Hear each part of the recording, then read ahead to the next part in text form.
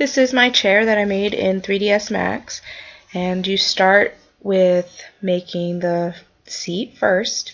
And I started with making a rectangle. You go into create object and rectangle, and then I added on an arc on the back to make this the seat right there.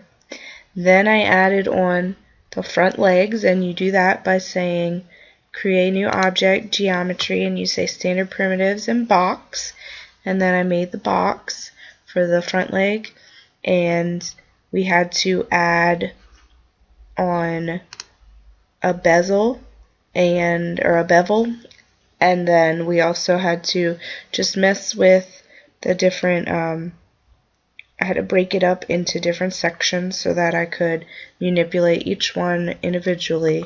And then we did the same thing with the back, and we added a bend into each of the back pieces right there. And then I added each of the curved parts for the back of the chair.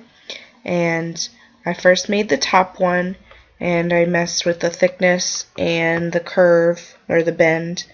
And then I copied that one and I made 3 separate other ones.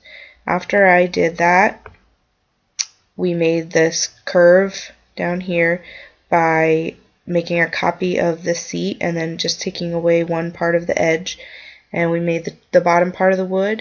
And then I made the seat cushion by making a copy of the actual seat, and then I added a loft on top and add a circle onto the top.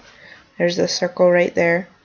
And you really had to manipulate all the different sections around by and when we turned it into an editable poly, you could manipulate it the way you wanted to smooth it out and make it look better. And then I added the colors and the textures on the chair, and I grouped everything together, and I saved it, and there's my chair. So, oh my word. So here is my seat.